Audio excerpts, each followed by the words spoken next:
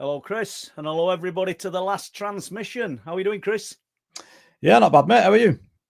All good, yeah. No complaints at all, and just glad we're here and going to have another few hours talking about all things unexplained. We may have a few internet problems with our guest tonight, but just bear with it, guys, because it's out of our control. But if we do get the Derek Tyler speaking, then you're going to be interested, I think, in what he's got to say. What do you think, Chris? Yeah, absolutely. Derek covers a lot of subjects that some researchers, won't talk about and don't talk about. Yeah. So that's good. And so that's exactly what we want on this podcast. Well, we don't want any, the ufologists, and this subject in general is full of gatekeepers, and Derek's certainly not one of them. Absolutely. And obviously tonight we did think we might be talking to Matt Emch, so I'll catch up with Matt in the next week or so. I think there's a problem at Matt's end, but that won't be a problem tonight because, as I say, we've got Derek. But before we bring Derek on, let's just have a look who we've got in chat. We're going on for 100 people. We've got Steve Collin, Jojo, Liam, Mac Carbon, Rob Hilton, Sober Carper, Gareth Dixon, Karen Behrman, David Hunt, Deb Shaw, Rivington Pike, Awake, Liam. And we're not going to labour on that. We'll do a little bit of a name. Dragonborn, good to see you. A name shout out a little bit later. And shall we bring Derek on and hope that this internet connection holds? Yeah, let's bring him on. Hello, Derek. Goodbye, Derek. What a timing, Paul. What happened? No, it's just how it is. We'll see how we go with this internet connection. We've got plenty to talk about, so we shall see. But before he comes on, I mean, myself and Derek Tyler go back quite a few years, and Chris knows already that the knowledge that this man's got is quite extensive, and he's spoken at various conferences. And let's try and bring him in again. And let's try again. Come on, let's just give this a go. No, it's not looking great. Oh, here we go. Hello, Derek. How are you doing? Good, thank you. Great to see you, my friend. Coming back when they blow me off. No, well, let's just hope that's ever happened. Let's hope the internet connection holds. So you're one of my favorite people in the world. It's been a long time since we've talked. It really is, and it was brilliant. It were like a breath of fresh air seeing you on that podcast the other day. But we'll have, if this internet connection holds of yours, there'll be plenty of questions, and I don't think there's anything that you won't be able to cover within the subject of unexplained phenomena, is there? Well, we'll see. I'll give it my best shot. All I can do is try. So let's jump right back then to early years. Where did it begin then for you, Derek? Where did this interest stem from? Well, in 1984, I was would have been 24 years old. I had a very spectacular sighting. Big, brightly lit up UFO hovered right beside a hospital that was for handicapped people that need constant care. And it had a belt of lights circling around the center of it. It was disc shaped. It looked like the lights were circling, but they were really just changing colors, And it sat there for 42 minutes. And, usually sightings. This is a shame. I'll give it a minute. Yeah, absolutely. Okay. Hopefully we'll get back with Derek. If not, and they started going just like this, back and forth, just buzzing this thing. It completely ignored them, but they were obviously not happy. And then after 42 minutes, it just raised up, went over a hill, at the hospital, over a hill and down behind the back with the fighters following it, and out of sight. And that's when I after that, nobody could tell me they weren't here. That's not much of an answer, but some people spend their whole lives trying to figure that out, and I found out in one day. Yeah. There's no way that was anything we made. Excellent. And do you think any connection was made, or do you think you were meant to see it, Derek? Is there any connection, or was it just chance sighting? No, I think it was just chance. I was I was at my parents' house and I was out in the yard because we were supposed to be able to see the northern lights, which is very rare in Washington State. And I just happened to be out there. It came in just as the sun was going down, and it was impossible to miss. So it was just pure chance, you know. But yeah. I knew as when I was watching it, all the hair stood up on my whole body. I knew that was going to be the most spectacular sighting I ever had, and it was. I wish that I'd had a camera, but I didn't. Did it drive you after that then to read or go out looking for anomalous objects? Well, I wanted to learn everything that I could after that, of course. And I ended up having a network of people that was beyond my wildest dreams when I was young. I never would have imagined that I could have had the people that I ended up having talk to me, you know, including all the way up to people from NASA, to a brigadier general in the Air Force who spent his whole career in Black Ops, sat me down and briefed me a couple times on that stuff, and he taught me a lot of stuff that I would have never known otherwise. I don't know what his security clearance was, but he went to meetings with reptilian aliens and others, so he knew what he was talking about, and it was very fascinating. And I ended up personally knowing about at least 6 people that have been to Mars with secret space programs. So it's been really interesting. I've studied every source that I could find, and you know, after you do it for a while, as you know, you learn how to tell the wheat from the chaff. You can identify the disinfo pretty fast. You know, people that are starting out, they don't know how to tell the disinfo from the real stuff because they don't have anything to base it on. You know, but after a while, it kind of becomes a habit. I think. Don't you agree with that? I do agree. Yeah, when you're going to, Chris will know this, and people in our chat will know this, that when you relate to someone telling their account or their experience, I mean, the people that you've spoken to, the top brass military personnel, it must have blown your mind a little bit when you discovered that that they're in contact, and they've given you some kind of proof verbally of the contact that they've had with these other beings, these other intelligences. Yeah. He talked about the reptilians quite a bit. He hated them, didn't want them on his planet, but he didn't have any choice. He had to work with them. And he said they were extremely intelligent. They were the most advanced race that we know of.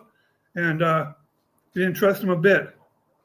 I've learned later that this solar system is deep within the Draconian Empire. So they think that this planet is their property.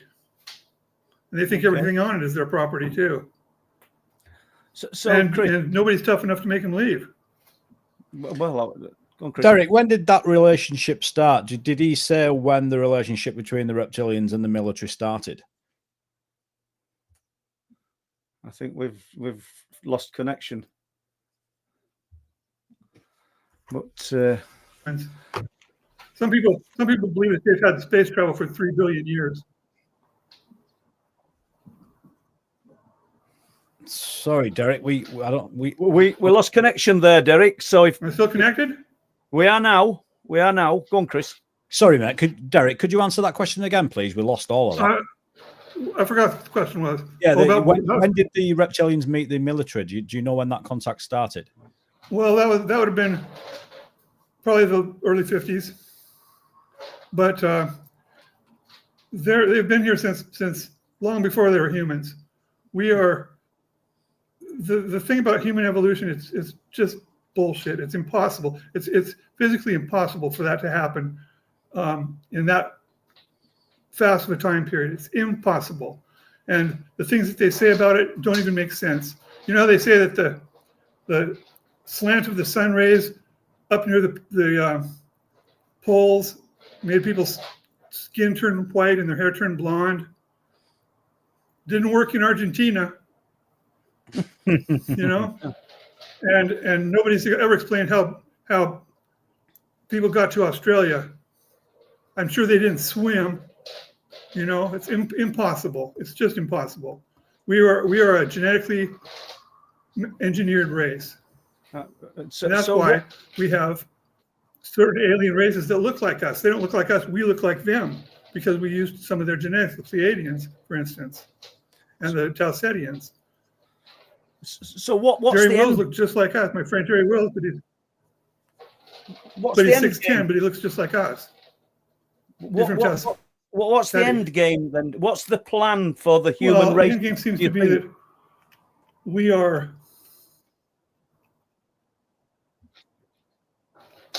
It seems to be that we are an experiment in progress, and what they're planning on doing is, as I understand it, we are not the final product. They're planning to make us part human, part alien, and part cybernetic, and it's already happening. It's already happening. We've got transhumanism already taking place, and I don't know what we can do to stop it. I mean, we have no power. We have to fight for our lives just to learn a little bit of the truth, and we certainly can't change their plan. No. So it's a difficult situation, and I don't know what the answer is. Derek, why are they pushing us towards transhumanism, do you think? Because they think that it will be an improvement. One thing is, if you want to take over a planet, go in and create hybrids between your race and the intelligent race that already lives there. And if you can do that for a long enough time, you've taken over the planet, and the hybrids are adapted to the planet because they're half native, and you have colonized the planet without firing a shot, and that's what's happening. Yeah, I agree, Derek. I think that's exactly what they've been doing with the hybrid program. Some people think the reptilians have had space travel for 3 billion years. We're not going to fool them. No. So that's what I've right. And do you think they're walking amongst us then, Derek, or do you know? Well, I know some are, yeah, sure. But I don't know how many, but they have holographic technology that allows them to appear to be humans. And it's said that they are walking among us. I mean, if you look at the Queen's husband, if he doesn't look like a reptilian, I've never seen anybody that did, man. That guy looks like an iguana on the hoof. So he does. But you've just talked about holographic technology, and so do you think that's what could be happening when people think they're seeing shape shifting? It could be. I mean, a lot of people have reported that they have the ability to shapeshift, but I think it's unlikely because reptilians are a lot larger than us. For one thing, you still retain your body mass if you shapeshift, and you're not going to evolve the ability to shapeshift into a human if you're a Draco on a Draco planet. Why would you? It doesn't really make sense to me, but that's what they say, and I don't have a definitive answer at all. But they say that the royal family and the Rothschilds are shapeshifting reptilian bloodlines. I don't know if they're probably not pure reptilians, but they're hybridized. Okay, so we've got a question here then, Derek. Are the Greys us from the future, and have they come back to try to change whatever happened, i.e. transhuman joined up with AI technology? No, I don't believe that's true. They say that, the Greys say that, but they're just trying to sucker us, because there's no reason to think that we would turn into something like that ever, no matter what happened. I mean, we're not going to evolve into those little 35-pound Greys, even if a nuclear bomb blows up 3 blocks away from us. We're not going to wake up a 35-pound Grey the next day. It's not going to happen. The Brigadier General, who I called the Colonel in my book so that nobody could identify him, he told me that the classic little grays are genetically engineered species, that they are cloned and they have a cybernetic brain. They have an IQ of about 85, and they are used as a slave race. They do the dirty work. They come in, they do the abductions, and when they're given a task, they will carry out that task. Period. They don't care if you hurt. They don't care if you're scared. They do not care. They'll do it anyway, and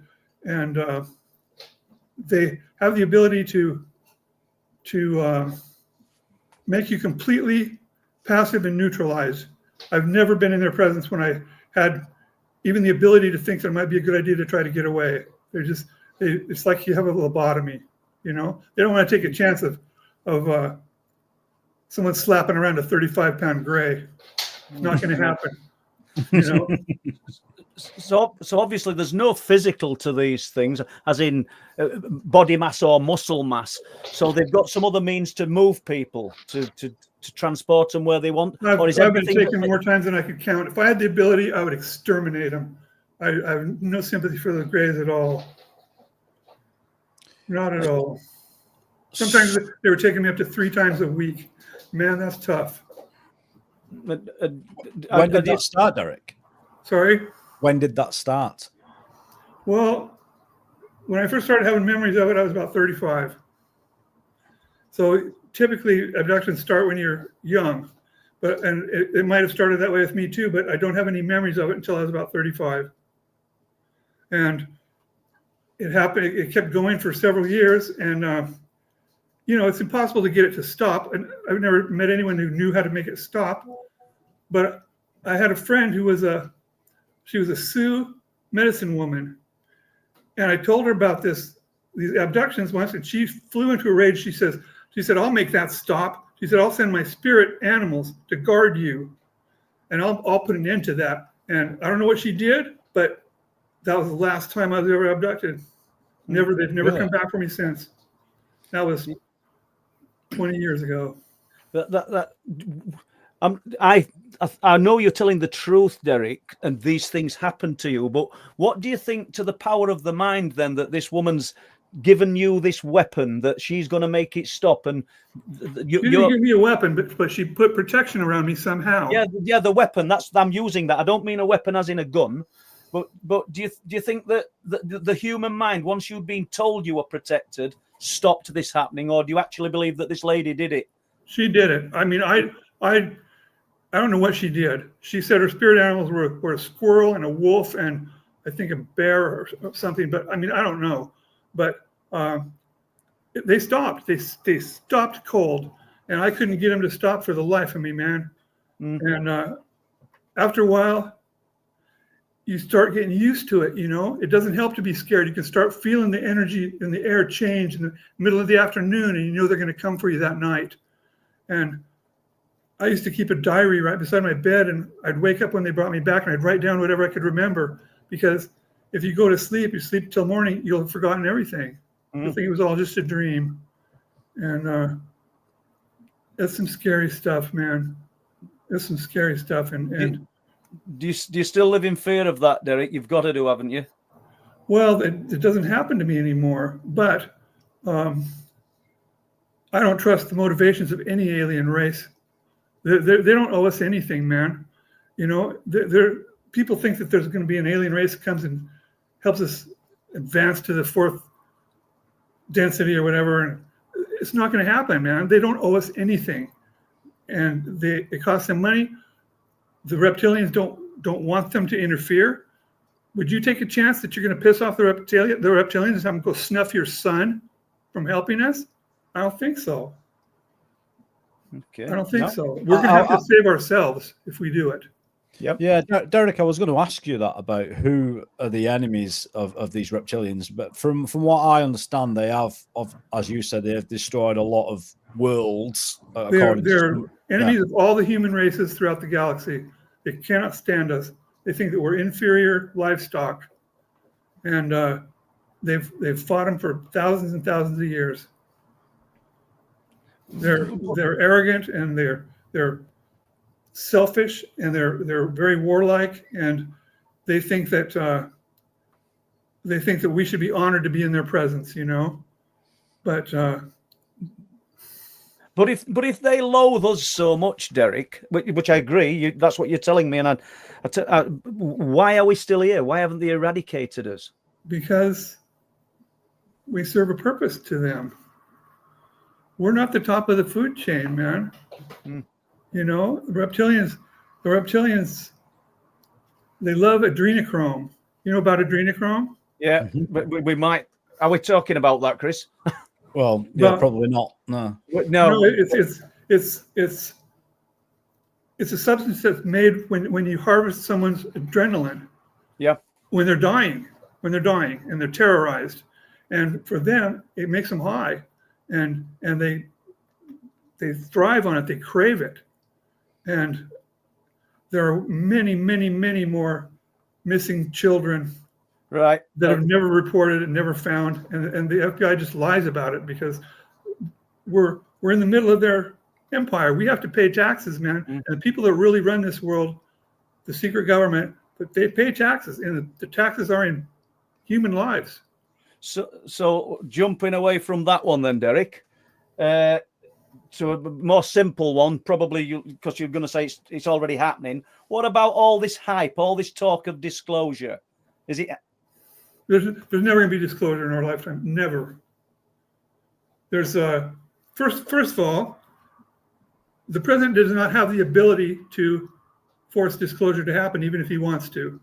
The president has a security clearance 16 levels above top secret when he goes into office, but they don't tell him, and he has no way of knowing that there's another 16 levels above that. That's where the good stuff's kept, and the only people that know about those security levels are people that are given the security clearance, and then they're told about it. But the military's attitude is the president's going to be gone in a few years. He's never going to give another order in his life. But we're still going to be here, and the aliens are still going to be here, and we're not going to have him screwing up our projects. We're going to have Jimmy Carter calling it quits for it. We're just not going to tell him. We're going to tell him what he needs to know to do his job, you know. But that's it. And the top security level, which, as I understand, is 32 compartmented levels above top secret. There's only 20 people in the world that have that clearance. That's pretty restricted. And so we're talking in the world. So we're not just talking one nation. We're talking globally. That the people at the top work as a one unit across. Well, it's mostly us because we've made a point of controlling the alien presence. When an alien craft crashes, we're all over it, man. It doesn't matter what country it's in, man. Delta Force is there, and if we have to shoot their soldiers to get control of it, we will, and we have. And I mean, I think most of the people in that level are, you know, the head of the CIA, the head of the NSA. Some top people from corporate America, like Lockheed, Raytheon, etc. I mean, I don't have a list of people, but it's very exclusive. You know, we anything that you hear about the military can do, if you hear about it, it's old, outdated technology. They're 30 years ahead of you before you even hear about it. You know. They've got ships that can get to Mars in under an hour, man. Yep. Elon Musk is planning on taking his little spaceship there and take 2 years to get to Mars. They can be there in 48 minutes. You know? So just to push you on that, then, how you've been told this? How do we know, Derek? How do we know this is true? Well, I know someone that was on one of those ships that went to Mars in a TR-3B. You know TR-3B? Yeah. Mm-hmm. Yeah. They use alien technology. They have an alien cloaking device. They have an alien propulsion system, and they have time travel ability. And they don't mess around, man. I mean, those ships they're so far superior to anything that we have that they don't even admit they exist. You know. Okay. I mean, they got rid of the SR-71, right? How can you replace that they replaced it with the TR-3B, but nobody knows that. Okay. So I mean, I've seen pictures of them, but I've never seen one in real life. No. But if you remember William Whitecrow, he went to Mars for 20 years as part of his Marine Corps service, and that's how they transported him. And Andrew Basiago, who has probably the most difficult to believe story of all ufology, he was telling the truth. And William was his supervisor there. He said that's all true. They've got that kind of life on Mars that they had to protect the colonies from. So it's a big, complicated galaxy out there, you know. Absolutely. So, unless you've got something to ask there, Chris. Yeah, I was going to say, Derek, what were you told what happened on Mars and why it is in the state that it is? Well, as I understand it, there was a war. I don't know who the war was between, but apparently much of its atmosphere was blown out with atomic weapons, and long ago. And the atmosphere there is very thin now because a lot of the air and the water were just blown off. But I'm told by several people that you can breathe the air there without a mask for a certain amount of time. It's thin. It's thin. It's like being in Denver. It's thin and you can't do any heavy exertion, but it's breathable. And I've seen pictures of forests on Mars near the southern ice cap. There's enough water for them to survive. There's animal life. There's forests. There are two races that were on Mars when we got there. There's an insectoid race and the raptor race, like we have on Earth. And the reptilians, the Draco, came in and commandeered the parts that they want, and we are there with their permission. Okay.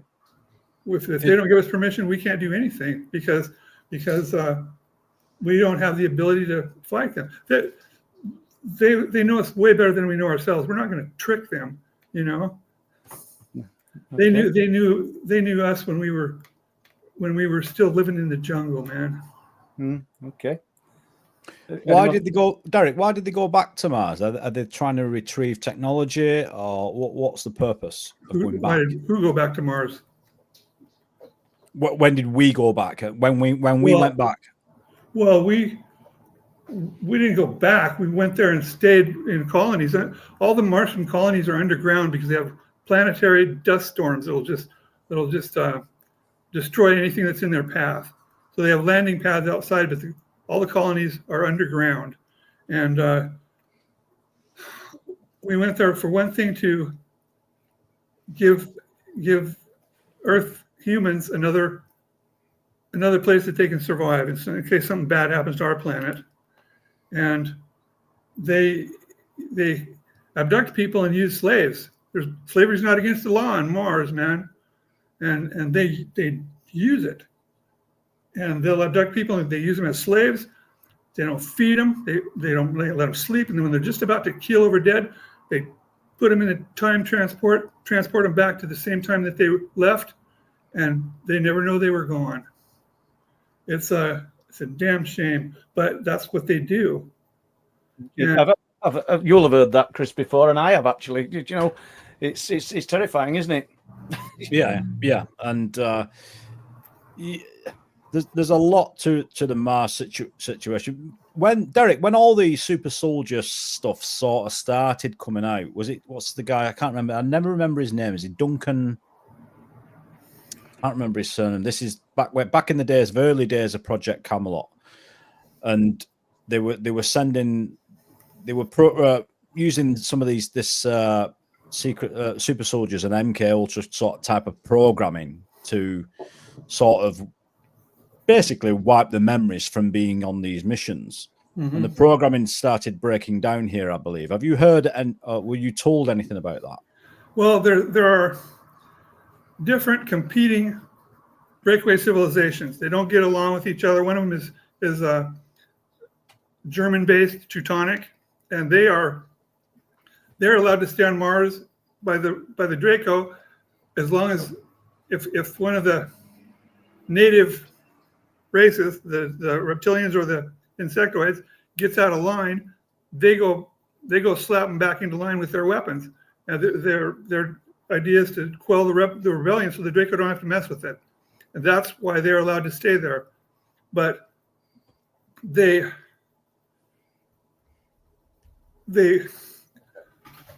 program uses clones. They clone your body. They put your original body in stasis, and it stays there. Then they can take your whole consciousness out of your head and inject it into a clone body, and that's what they do. And after about 20 years, the native intelligence that's there, when you inject your intelligence into it, it has like a baby intelligence, right? That the clone is born with, but it can get strong enough after about 20 years to kick you out and take over the body. So instead of letting that happen, after 20 years, they take your consciousness out, put it back in your original body, kill the clone, and transport you back to 15 minutes from the time that you left, the same age that you were, and you get to live those 20 years over again. The humans, they don't use clones like that. They use the original people, as I understand it, but still they transport them 20 and back program is what it's called, and they wipe your memory so you don't have any memory of it. But people have regained their memory, as I understand it, mostly because they ended up getting an MRI test done, and somehow that breaks it free. So that's an interesting tidbit about that. So I'm just coming back to it, Derek, and you know me, you've known me years, so I'm not saying what it's not true, but for you to digest this and take this in, you must have spoke to some pretty heavy, high up people, and have you had face-to-face conversations with these people? Yeah. If you want to hear some really good testimony from people that have been there, Tony Rodriguez, most of his interviews have been taken off YouTube now. He's an excellent source. He was taken as a slave for 20 years. Penny Bradley, a good friend of mine.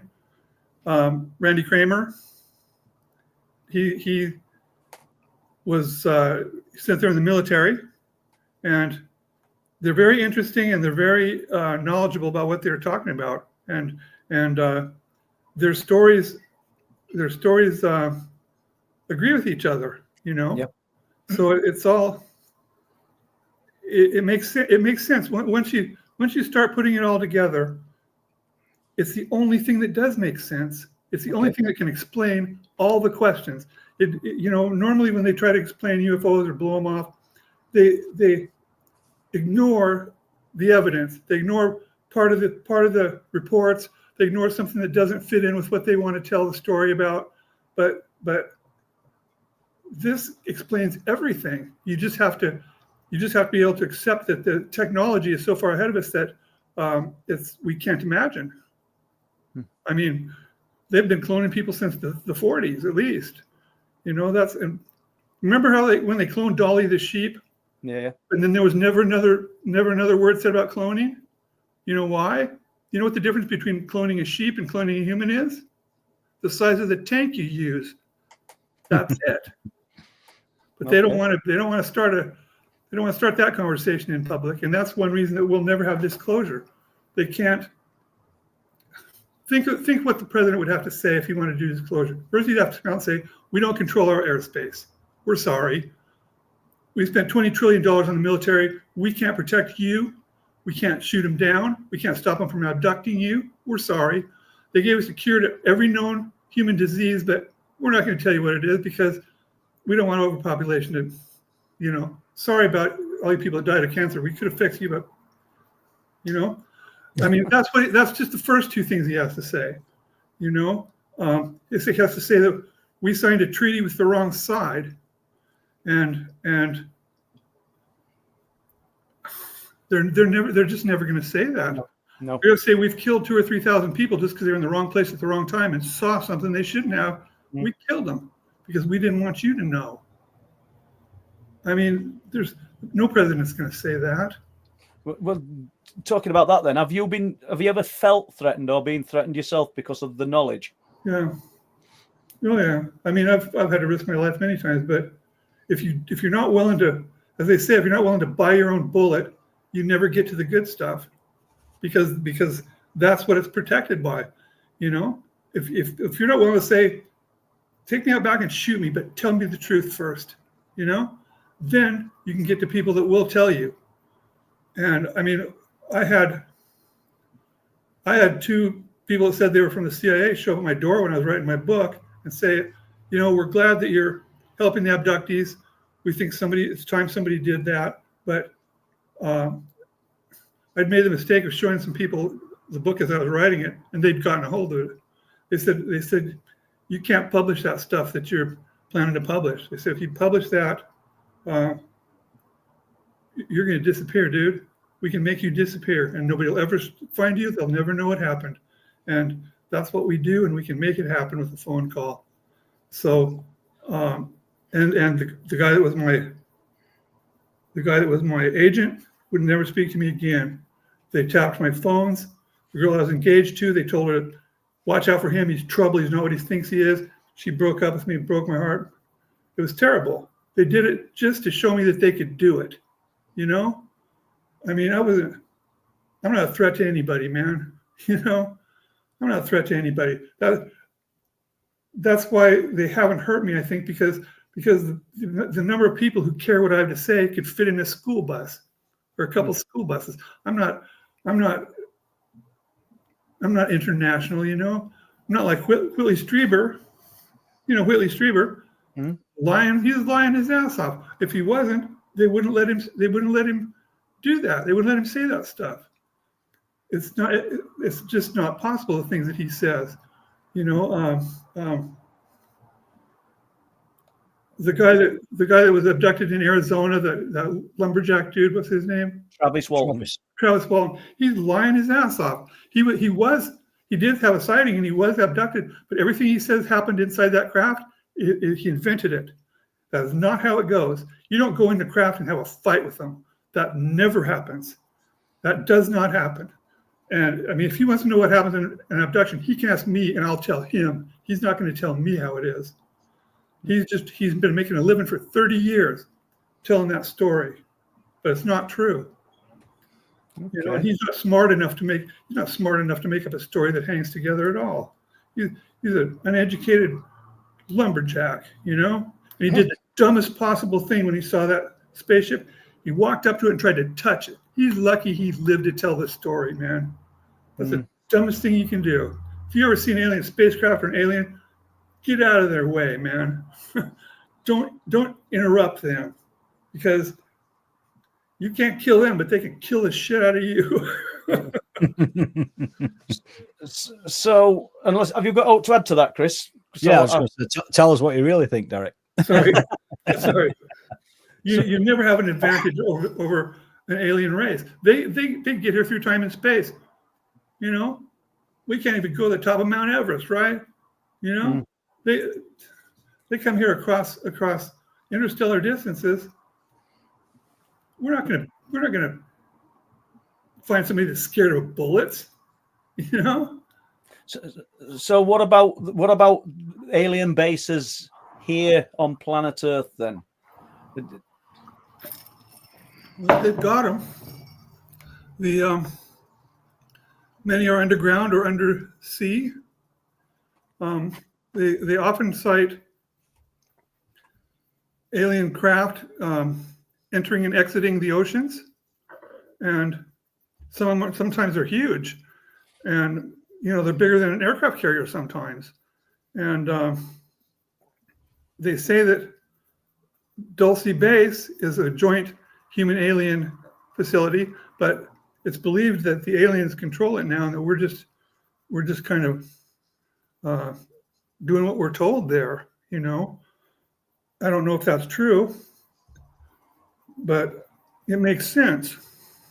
I don't know. Have you heard about Lake Baikal?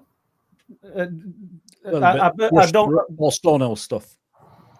Yeah, they sent Russian divers in to investigate Lake Baikal. It's the biggest freshwater lake in the world, and there were aliens down below in the water waiting for them, and they killed the crew. They killed like they shot them back up to the surface without decompressing. I think 1 or 2 of them lived, the rest were killed.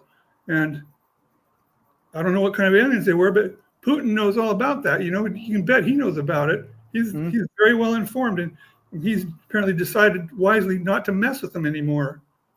Yeah, I'd read about all that, and it's quite frightening. That's the guy who wrote the book, Paul Stonehill. Have you researched that guy, Derek? I don't think so. No, it's interesting. So deep bases under the sea, under the ground. So why do they have to travel from anywhere if they're already here then, Derek? Or is there just so much life out there? They don't necessarily have to. They can, but some of them are probably here permanently, I suppose. But they maintain their presence and they maintain their influence over our society. If you think about what they've done to our society, the Federal Reserve Bank, the central banks of all countries, they're illegal as can be. They're just a way of turning us all into paupers eventually, and that is alien influence. They keep us fighting each other, they keep us afraid, and they keep our technological capacity retarded. They stop us from making the advances because they don't want us to get loose in the galaxy. We're too warlike and we're too much trouble. They don't want that, and we're caught in a tough situation because, I don't know what to do about it. It's the more I've learned, the scarier it gets, because our future as a race depends heavily on what the aliens decide to do with us. How we relate to them and what they decide they want to do with us, because we can't stop it. Chemtrails are poisonous every day. They've been doing it for 30 or 40 years. We're not stopping it. It's very difficult. The president can't force disclosure. He's gonna have to shoot half the people in the military that know about it for treason, right? The military abducts people just like the aliens do, and that's illegal as can be, but they do it. And they use alien tech so they don't get caught, but full disclosure, you'd have to say we're doing that. We're taking you too, and that's a capital offense. I don't know what else to say about that. So Derek, what about, throw you in a completely different direction here, and you might not even want to come. Sorry. What about things that people, the elemental beings, the Fae, are they a reality, or are they the sort of the earthbound aliens? What are your views on the Fae, if any? Well, the astral plane does exist, fourth dimension, we'll call it, and it does have life forms, and the aliens are very, very familiar with and conversant with the astral plane. They use it far better than we do. And as I understand it, those beings inhabit it. Many of them are just energetic beings. They don't have any physical body, but on the astral plane, you can alter a person's energy and affect their life just like you are on the physical plane sometimes if you know what you're doing. Witches do it. They call themselves dream walkers. They come into your dreams and they change your life, man, and it works. And I don't know much about the Fae beings, but I've heard that they are elementals that exist in the astral plane. They are energy beings. And there's plasma beings too. There are a lot of beings that we don't understand. Shadow beings. Well, I'd actually wrote that down, and I wanted to talk to you and get your views on that. But I don't know whether Chris wants to throw any questions out. Have we got any questions, Chris? Or do you want to carry on with shadow beings? Yeah, I've got a question, Derek. I just wanted to know what your thoughts were on where we originate from. Are we the product of multiple alien races created? Yeah. Yeah. It seems that way. If you think about the fossil evidence, one day there was nothing but apes. The next day, Neanderthals were everywhere, right? Yeah. Making campfires, living in caves, having primitive civilization. Suddenly, all at once, they're gone, and the Cro-Magnon has replaced them everywhere. It's like version 3.0 humanity, right? It's just like they've upgraded it. And then all of a sudden, the Cro-Magnon's gone, and here we are coming along everywhere, everywhere at once. We seem to have been segregated by location. They put us in places, different groups of people in different places that they couldn't access the others. They put some people up in Scandinavia behind the mountains that they can't get out, right? They put some people in Australia. Where are they going to go? They can't go out anywhere. No one can find them for a million years, right? It's the same thing all over the place. You don't have black folks walking out of Africa into China, and 10,000 years later they turn into Chinese people. Give me a break.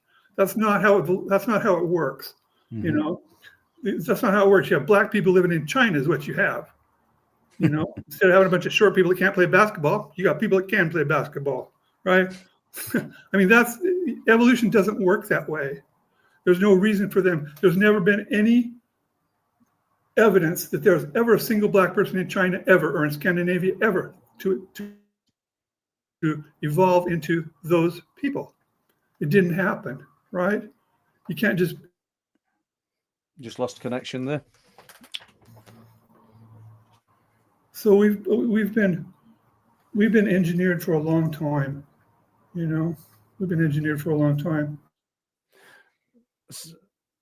I was just going to ask a question, but I don't think Derek can hear me. We've just lost him for a moment. Are we going to have a few questions, Chris, after this, or do you want to wait 10 minutes? We can do. Yeah, we can do. Just see if we get Derek back.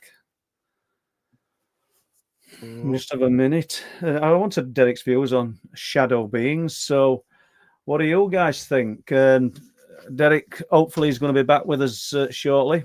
Have you took him off? Yeah, just wait. We'll see, just to see if it. I think he's back. Now. Yeah. Here we go. Hopefully, here we go. No. Oh. No. He might rejoin. Yeah.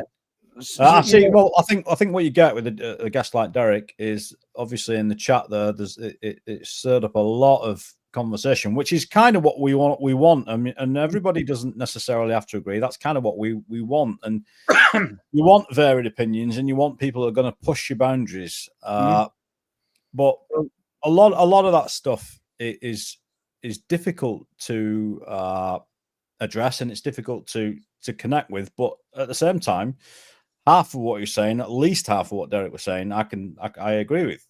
And there's a lot of people saying it, and a lot of what he's saying, whether you struggle to get your head around it or not, it has been said before, and people a long time ago, Yeah, absolutely, a long time ago by seasoned researchers that are not necessarily around anymore for good reason. I think the problem now, I mean, it's not so obviously. None of our guests are 100% right, including certainly me and you. We're just playing around in the dark here. But for the most part, I think it's difficult because a lot of that early stuff back in the 50s. Derek might be back. Here we go. Sorry, I'd like to mention one more thing, if you don't mind. Sure. Okay. The people that are the real power brokers of this world is not our elected officials. It's the billionaire industrialist power brokers of this world. The people that really pull the strings, right? They have access to alien technology because they've got connections and wealth and unlimited wealth everywhere. And so what they have is they have access to cloning technology. And what they can do is there's a type of cloning where it starts its life as a baby, but there's another type where it starts its life at the same age that you are when you donate the cells, right? So they can make a clone of themselves, put it in stasis, live to be 90 years old, and when they die, they take their personality out, inject it in a clone, and they live their life as someone else all over again, starting from young, and they can do it over and over and over. And what they basically have is a recipe for eternal life, And They don't want to share that with us. And They're not going to allow disclosure. They're not going to allow it. And this is knowledge then that they've not worked for in a laboratory. This is knowledge that they've been given, is it? Sure. They've got big underground cloning centers, and those people have cloned bodies that when they die. When the queen died, she didn't die, man. They took her consciousness out and put it in a cloned body somewhere. She's living another life now. Those people don't have to die like we do.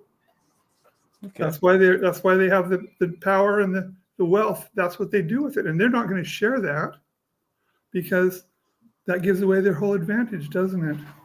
Absolutely. Yeah, and it's similar to what, if you read in Egyptian law and text about Thoth and the halls of Amenti, that's what he used to do. He used to transfer his consciousness. That's why they used to live these demigods, or they would live for hundreds or thousands of years, and then when it came to time, they would transfer the consciousness according to these ancient and I've books. had it done to me. They took my consciousness out of my body and stored it in some type of a container.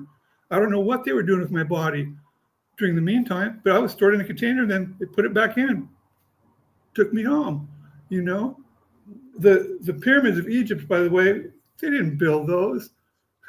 That's ridiculous. They don't have the technology to build those pyramids. It's physically impossible. To build it like they said, you'd have to put one block in place every 30 seconds. Impossible. Those pyramids were there, and they found them already built. And they don't know what they're for. They found a chimera deep inside one of them, but they're not tombs. They don't know what they're for. They certainly didn't build them. You just touched on something there, Derek. Just pull you back on that. They found a chimera deep inside one of the pyramids. What did they find? Or what are you told they found, please? Well, it was a part human and part animal. It was like a manticore. I think it was a manticore. I'm not positive about that. It was like part lion and part human. And I've seen a video. Didn't have anything to do with the pyramids, but I've seen a video of a chimera in a lab that was part woman. She had a woman's torso and a lion's body, and she was very weak and sickly. I don't know what the deal was, but it was a chimera, sure as heck. And that's what they can do. That's why there's never been a conversation about regulating genetic experiments, because they don't want to stop what they're doing. You know, they can do anything they want because there's no laws against it. Yeah, there's no way. Yeah.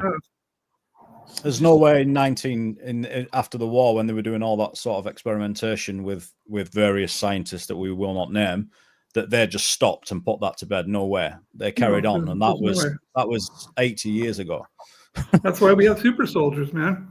And when a super soldier gets his arm cut off, they just grow him a new arm, man. It's easy for them to do it.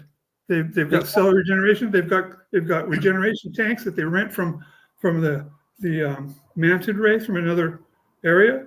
And when you die, they can put you back in that tank and heal you up, and you can start life again. It just sounds though like a sci-fi movie, Derek, doesn't it? It does. But that's what happens when you get technology that's a million years ahead of us. It looks like magic to us. Well, it's not magic. It's all physics. It's all energy, and it's all physics. If you think about it, what is your consciousness? It's like everything else in the universe. It is an energy signature, some kind of complicated energy signature. Your brainwaves are coming in. That's all it is. And if you have the proper technology, you can remove it, you can copy it, you can store it, you can do whatever you want, because it's an energy signature and you have the ability to manipulate it. Mm-hmm. So we don't think that way, but they do. Yeah, thank you. When they die, they don't think, well, we're going to bury him. They just think, well, get his body back to the regen tanks before, quick as you can, and start him over. It's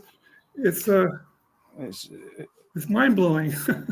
Absolutely. Have you got to add to that, Chris? Yeah, well, I'm just going to say, even mainstream physics and biology, they're saying that we're not far away at all from The only reason we age to 120 years, or we're capped at 120 years, is because of our telomeres, because they're cut and they were altered. They're absolutely 100% certain that that's what happened. They were altered and they were made that way specifically on purpose. Right. Our lifespans were shortened. Yeah, and they'll figure it. They said it's around the corner. They'll figure it out. So if our mainstream scientists are publicly saying that in papers that published in Nature magazine and things like that, papers that your everyday public don't want to read, you can bet your bottom dollar that the guys working in these breakaway civilizations labs for these billionaires have either done it. Well, they must have done it, or they've certainly extended it, shall we say? Sure, yeah. The people that run the Skunk Works, Lockheed Skunk Works, they have those high security clearances. They know all that stuff. You know, one of them said on his deathbed, he said, "All the stuff you see in Star Trek, we can do all of that stuff. You know, we can do all that and more, but we're never going to tell you." I agree. I think the problem what we've got is that a lot of people. It's funny in mainstream ufology now, they want to accept that we've got all this. They'll accept readily that we've got the craft that can travel dimensions and it can travel through space and it can even travel through time. They can take that, but then you talk to clones about them and then they've suddenly got a problem. You can't have technology that can travel through time and on one hand and then say, yeah, but we've not figured out the cloning, transferring consciousness things. We haven't done that yet. Well, it's a wholesale technological advancement. I mean, they're so far ahead of us that we can never catch them. You know, if you have a 1,000,000-year lead on someone, they're not going to catch up to you by putting in a double shift. You know, so I think we can't really even imagine what they're capable of. Just before we get to any questions, Derek, just want to ask this because sorry, I didn't mean to dominate the show. Well, it's about you, so it's got to be about you. It's all for you. But the book, Alien Contact: The Difficult Truth, and the other one, give me that title. Alien Contact Paradigm Shift. Alien Contact Paradigm Shift. And you kindly sent me years ago both books. So are we going to put a link into these books, Chris? Yes, I will add one. Yeah, no worries. Yeah. So where are they available, Derek? They're available on Amazon, and they contain no guessing, they contain no speculation, and they contain no falsehoods. Everything that I said there, if I hadn't already verified it, I didn't say it, because the thing that I don't want is to mislead people by accident or on purpose. So I don't care about opinions, even my own, because it doesn't lead you to the truth. Opinions are useless. Guessing is useless. You can guess just like I can. It doesn't lead you to the truth. I want the truth, you know?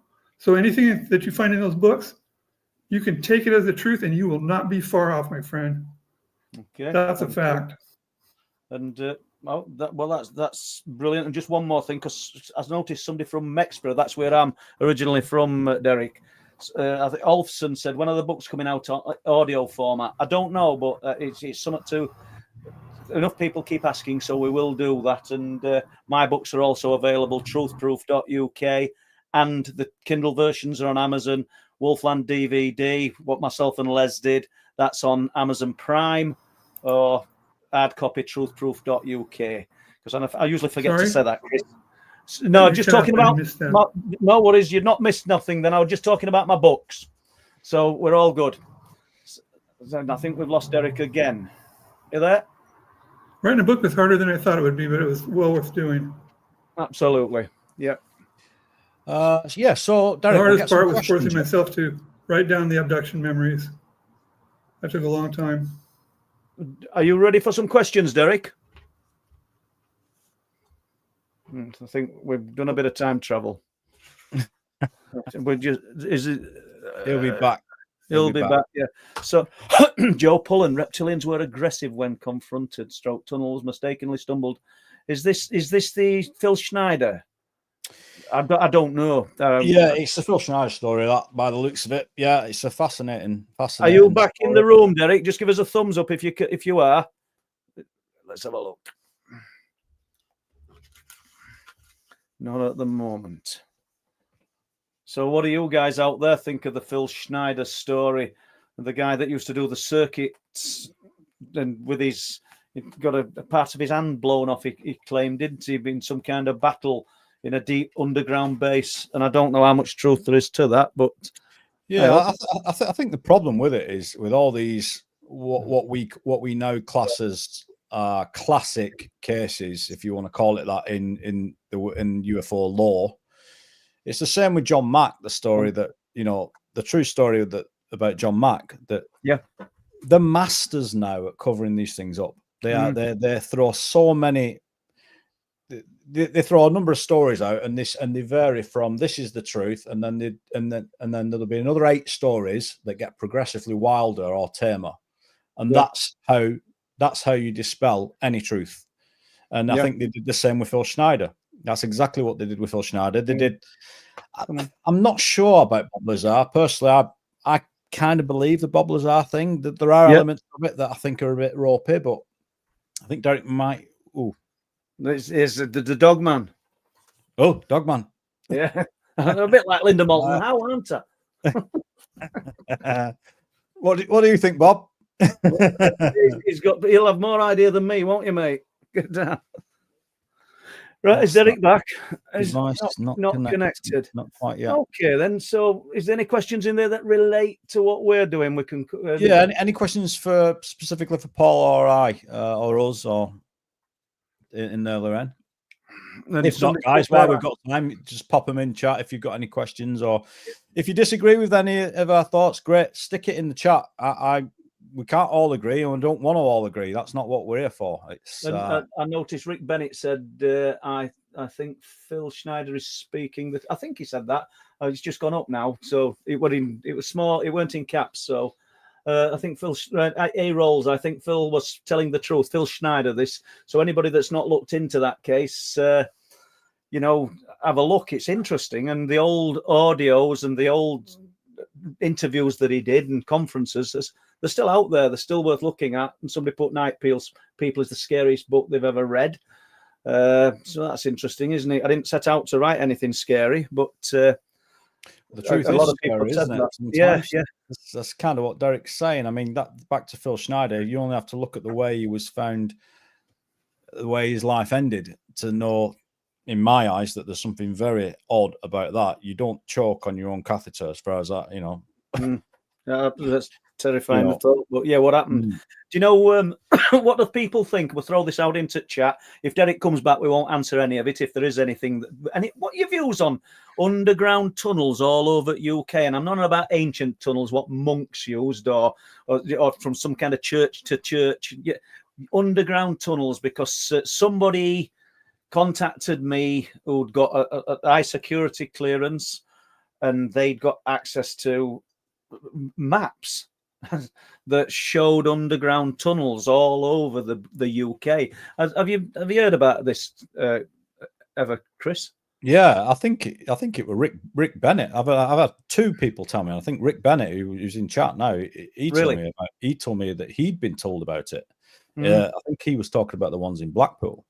Right. But I totally agree. And there's kind of, it's linked to Tartaria a little bit. I'm not so sure whether that's highly accurate or wholly accurate at all. But I think that these resets that they're talking about are history. I've said it. You've heard me say it on here many, many times, like a bloody, just repeat myself like a parrot. But this is the problem with getting to the truth, is that once they eradicate your history, and it's the same for the cryptids, it's the same with religion, it's the same with all these characters throughout our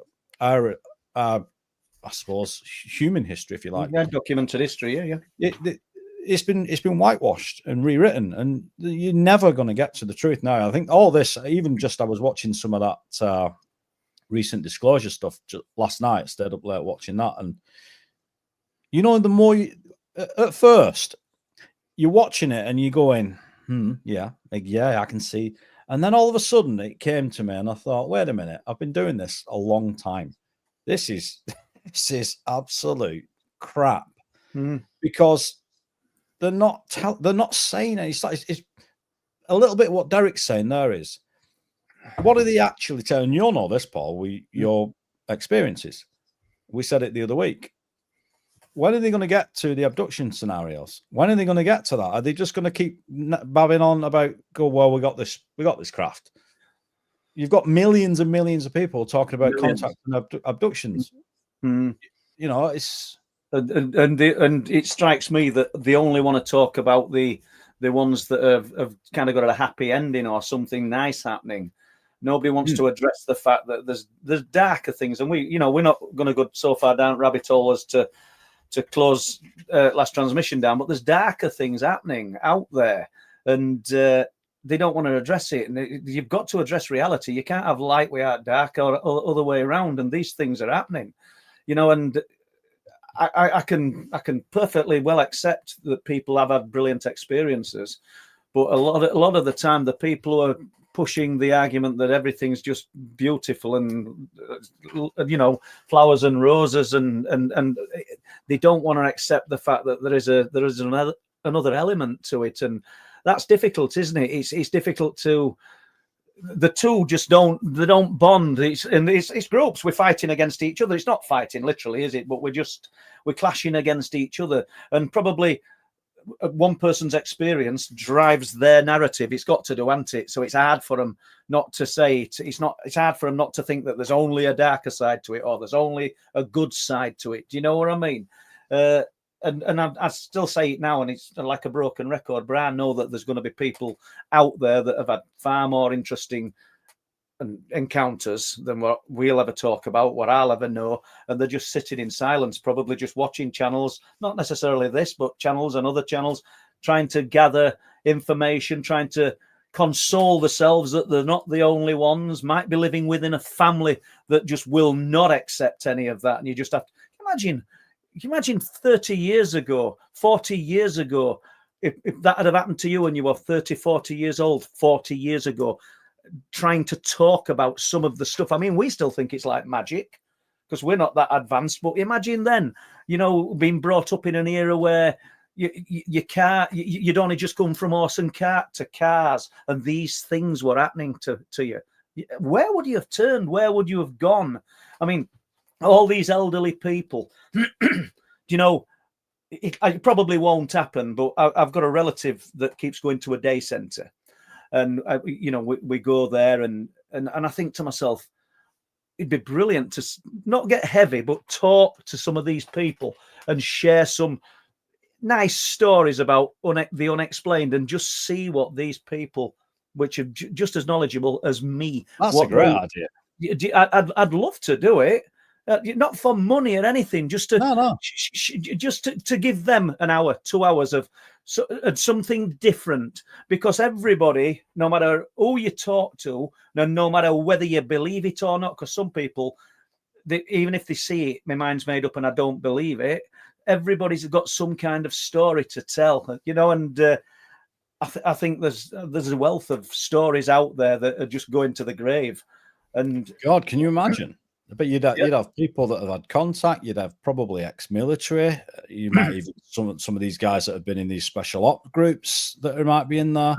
Yeah, God, you could. That's a great idea. I mean, obviously, you've only got so much time on your hands, obviously. You have, but if you like collecting the information, and everybody in chat obviously likes the information, and you're not just listening to it because this is an interesting story.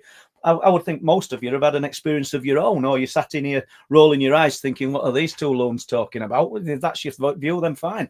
I'm not going to argue with you, but these stories are out there, and I think it's up to all of us to try and glean as much as we can from everybody that we know, because that might be the way to, not disclosure, but the way to bring everything out. And it looks like we've probably lost Derek, and I know his internet connection was pretty bad. He cannot get back in.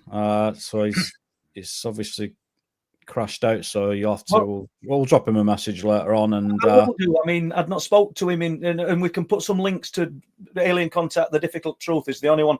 As people know, I don't read a lot of stuff, so I have only skimmed through it. But it got great reviews. It's difficult, isn't it, when somebody's making all those claims, because you want to see proof, but there is no proof of this. There just is no proof, and that's not to call Derek. I've written Night People, my own experiences. Where's the proof?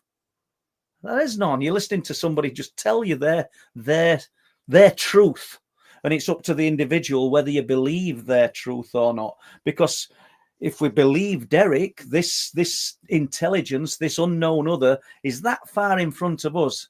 Whatever we do, we're never going to get close to it. And it might be the case that, well, hold on, let's just jump from Paul and let's have a look. Yes, Rick just talking about them tunnels. The info was passed on to Rick by a retired labourer who was digging up old Victorian waterworks in Blackpool and discovered granite tunnels. Really? That's interesting. I mean, it's just fascinating, isn't it? That I just find it's just like, what? Well, but there is a history we know nothing about. There really is, and it kind of makes sense to me. Zeno, there is a rumor that states the US surrendered to the others at Breda Treaty, teaching of science in return for experimentation of the populace, a secret human society in orbit, is a mental one. It wouldn't surprise me at all. Because why wouldn't they? And the stuff with Eisenhower, I don't know whether that's who was it, Zeno, that met and signed that treaty? Was it Eisenhower or was it someone before him? Zeno will know, won't he? And I think Linny had a question earlier, but we can't address it to Ian because obviously Derek's not here. And I did see, because odd times I can glance and see some of these, and it said something about how do you know there's only 20 of the elite, the upper echelons of the supreme power. And you think to yourself, that if this is true, then it surpasses all nations, doesn't it? And it's almost like there's somebody, it's almost like Jason and the Argonauts, and they're just watching what's happening. Let's simplify it. And you know what I mean? And they're looking down and thinking, let's let them do this. And they're getting a bit too, I don't know, they're getting a bit too overpopulated. I would think we need a war here. Do you know what I mean?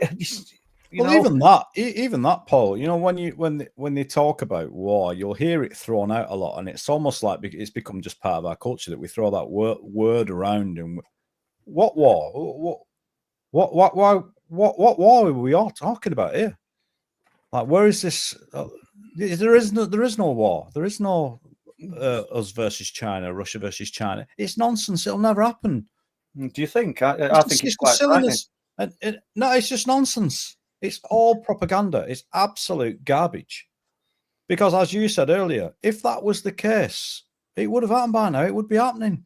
But the minute, let's say you believe the nuclear deterrent thing, which in and of itself is just silliness, but no one benefits through that. So that's not going to happen either. Who wants that? No one wins. It's just silliness. Everything's rendered useless after that. Exactly. Yeah. And it's just not going to happen. That this constant word throwing around this word, it's just fear porn. It's just another deterrent, another thing to keep us in our box. It's not to say that they don't have skirmishes, not to say, and most of these wars are not wars. They're occupation. They're occupying places, and they're going in for assets. It might be gold, it might be oil, it might be ancient relics. That started back in the German guys' time. That's what they were doing. But we were doing that before that, Mussolini and all the rest of it. Anyway, but yeah, we're going off along. Just before we go to Zeno, because Derek said that because I've loads of time for Derek. I mean, I have known him a long time, but I just find it's what he said. They found a chimera deep within the pyramids, and I'm not saying that they didn't, but I would want more proof of that. But then I kind of contradict myself, because when you look at the rock art, the carvings, and their language that's carved, and you see dog deities. Are they not chimeras? Two-legged, upright, walking like Anubis and things like that. So is he wrong? Do you know what I mean? When they're actually displaying these things, or are these people just wearing masks and headdresses, and we're just wanting to fit it into narrative of where we want to go? It's difficult, isn't it? Well, where is the line with incredulousness? Where is it? Where is that line? It's the same when I got into the reptilian stuff. At first, I was like, what the hell am I doing here with this? What is this subject at all? And then, again, I've said it before, you can't have and accept the alien grey and not accept this guy. You can't do that. No. And this happens, and it happens on purpose in pop culture and in the ufology. It's so infiltrated now. All this stuff about, don't get me wrong, I like George Knapp, and I think what Jeremy Corbell, I know what they're trying to do, and I commend it what they're trying to do. But to pretend that you have got a secret witness and whistleblowers that you're having secret conversations with in this day and age is ridiculous. Now, I don't know whether that's what they're actually saying, or whether I think what they're actually saying is, well, we're having these conversations and we think we're being permitted to do this. I don't know.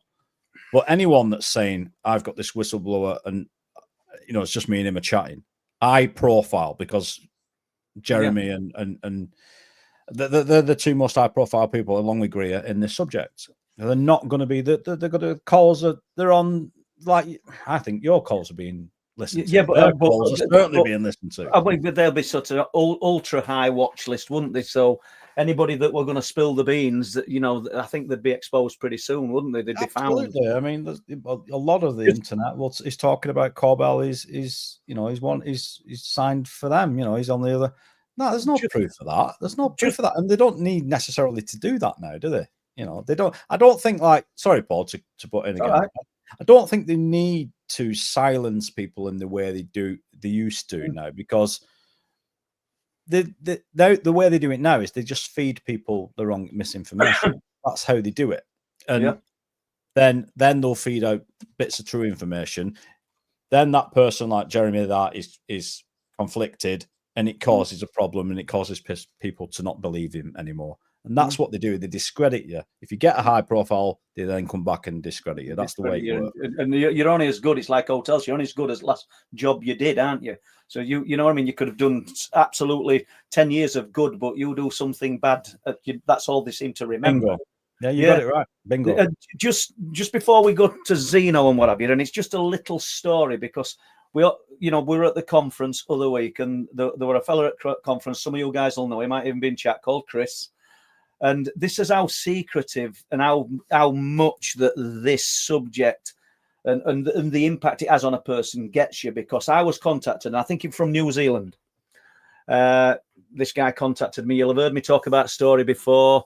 He's in a double bed. He gets up in the night. I think he perceives something's in his room. Goes to the bathroom, lays down. Big guy. Chris is 6'2". This guy's going to be 6. He says he's bigger than him.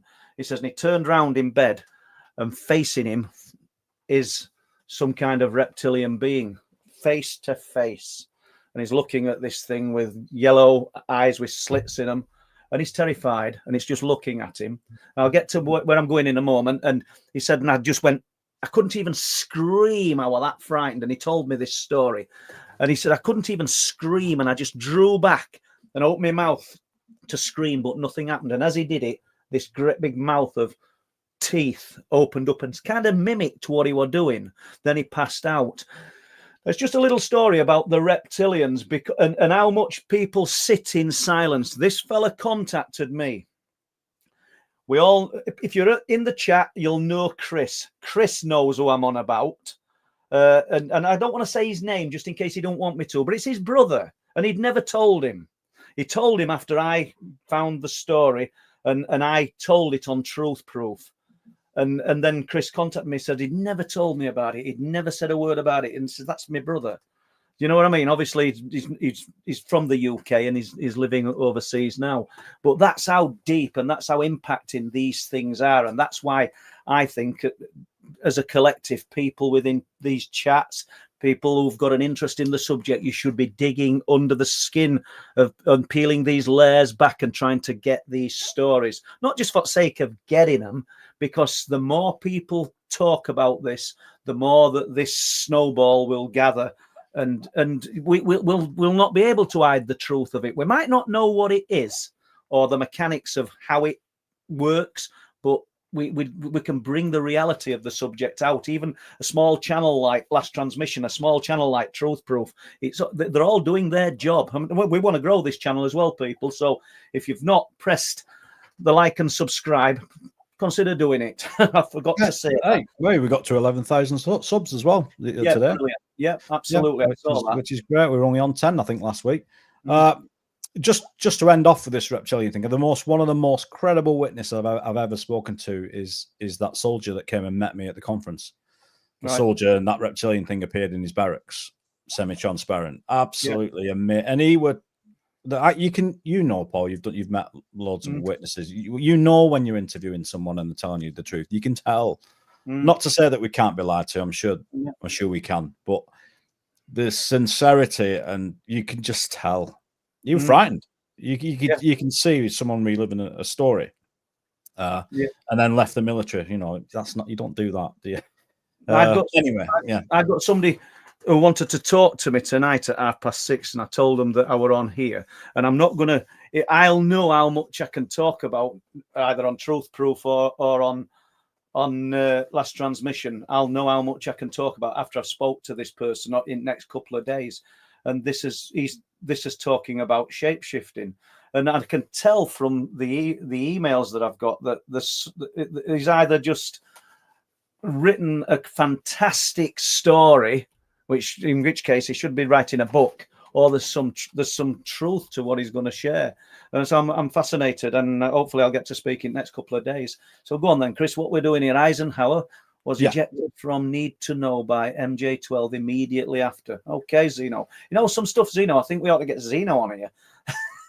Yeah, why not? Why not? Let's just throw some stuff about. Yeah, I mean, I love all that. You know, even if there's, you know, sometimes a lot of this stuff, I've spoke to a lot of researchers that say the wilder it is, there's more truth that's in it. You know, and these are like old school researchers that were, you know, back from 70s, 80s, and 90s. Like, I don't think you'll get many researchers now, people like Dolan and even Linda and all those, the well-known ones now would even tell you that it must be so hard trying to do the job now with the amount of, with the internet, I suppose, with the advance of the internet and the tools and the amount of just nonsense that they Well, that you've just left it open, haven't you, for that answer? You know, some of these people have done absolutely incredible work over the years, and then they might have just been fed one line or one photograph of absolutely BS, and that just discredits them, doesn't it? Do you know what I mean? You know, when we were, what can you do about that? I don't know. I don't know, because it's hard to get it back, because you'll always be known for. I don't know. What's the word? Throwing your credibility and your respect into something that were a hoax or something like that. You know, you might have done it unknowingly, or you might just be chasing it that much that you're grasping at anything. You know, it's difficult. When we were at conference other week, where I spoke to Linny on way home, because, as you know, there's lots and lots of footage. You know, it's not. This ain't going to break the world, is it? It's not going to tell people that the visitors are here, but we've got lots and lots of unusual footage. I'm going to start and get some stills of it on A4 and get them on like glossy paper and get all these stills and just, I don't know, show people and what we've got. I mean, we talked about putting some footage together, didn't we? Do you know what I mean? And sort of, yeah, we're going to do that. Yeah, we're going to do that. We can't say too much about that, because we'd like to, and we will. But we're not. And probably I've had a lot of messages about, well, just because we just can't at the moment, just because of what we're trying to do. But people were asking about last week's show, weren't they? You've probably had messages. I've had quite a few messages about it, and why we removed that. So do you want to cover that? Well, yeah, basically, I think when you look at people who are putting footage out, they're putting little segments out, little snippets out, and I think Chris thought, you know, afterwards, maybe there were too much put out. Not that you guys don't deserve to see it, but we immediately realised that other channels will just grab hold of it and do a little bit of a talk about it and just put it out, and you've no control over it. You lose control over it. So we just want to get a little bit more control over the footage. And let's face it, for the most part, you're stood in cold, uninviting places through all the seasons of the year, and we prefer winter, I've got to admit. And who else is doing it? So if you're obtaining something that's a little bit different, a little bit unusual, then, you know, it's worth waiting for. It's, you know, putting it together in a better format. Yeah, definitely. And for potentially a bigger audience, should probably just say quickly, we're going to be releasing in the next few days. We're going to be releasing quite an interesting little documentary as well. So for those of you that have seen Bempton Phenomena and Bringing Down the Light, we had a lot of stuff that didn't make either of those films. So what we're going to be putting out is a new documentary, really. I think it's about, at the moment, it's about 50 minutes long. Yeah, and I like, this is good, this. I like how Chris says we, because he's put it together. I haven't. You know what I mean? Like, I'm not gonna hold my hand up. Chris has put that together, all from footage of me and the things that we were doing and what Chris were doing. So it should be quite interesting. It is interesting. It is. It's something a bit different. I mean, because there's only so many times or so much you and I can cover without getting very specific. I mean, you can cover cases like you did Hummingbee. And we could do, sometimes we should probably do a few shows where we pick maybe, I don't know, maybe 3 or 4 specific cases and go into depth about them. But yeah, so just out of interest, before you jump to the question, I got an email last week regarding Hummingbee. Cool. Yeah, and the military arriving and taking something away in a crate. And I've not had chance to. Obviously, I've replied to. We've done some toing and froing with emails and that, but I've not had chance to speak to this person yet. But we're talking about a first-hand witness who saw the Chinooks, saw the Lynx helicopters, saw the military vehicles coming, and saw the military unit, which were interesting, getting dropped off from helicopters. I mean, what, it just a military exercise, and we're all reading too much into it? If it was, then what did the old couple see over the sea?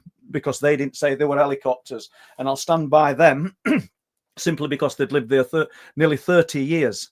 And they've got binoculars on the window ledge, and it looks out to sea. So they know everything that's sort of in air and in sea.